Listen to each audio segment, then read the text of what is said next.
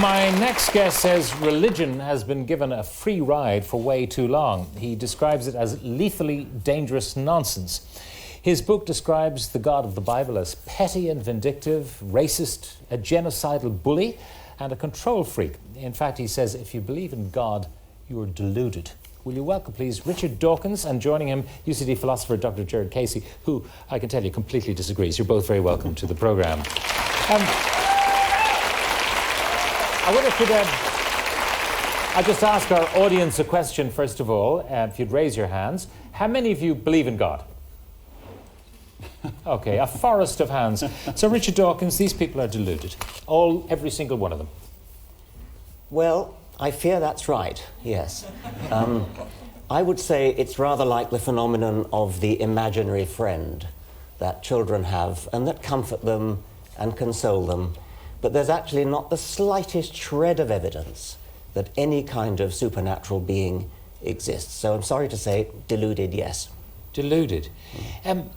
How can so many people be wrong? Well, there was a time when everybody believed that the world was flat. There was a time when everybody believed that the sun whizzed round the earth. People are very, very frequently deluded. And by the way, of course, there was a time when people believed in Zeus and Apollo, and in other parts of the world they believed in Thor and Wotan. People have believed in fairies and leprechauns. Everybody in this room, I would guess, knows what it's like not to believe in the God of some other religion.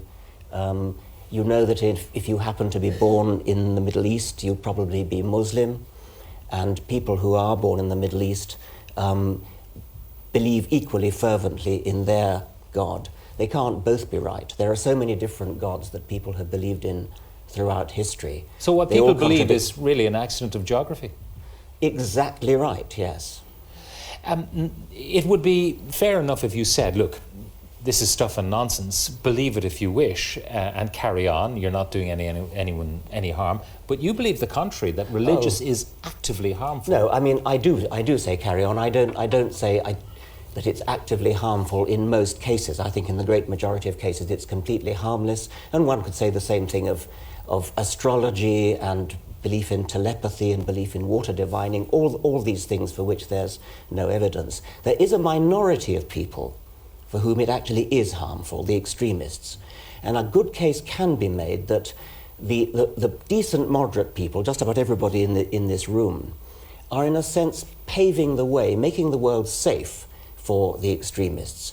Because decent, moderate, sensible, middle-of-the-road religious people teach children that faith is a virtue. That means believing something without evidence. And there's a minority of people who will take that really, really seriously, and they'll say, my holy book tells me that I've got to go out and kill infidels, kill apostates, that I've got to go and make a suicide bomber of myself, I've got to go and fly planes into skyscrapers in New York. It's only a minority. But if it wasn't for faith being given a free ride, but if it wasn't for faith being touted as a virtue, just about everybody in our civilization is taught that faith, that means belief without evidence, is a good thing, it's a virtue. Indeed, the less evidence there is, the more virtuous you are in believing it.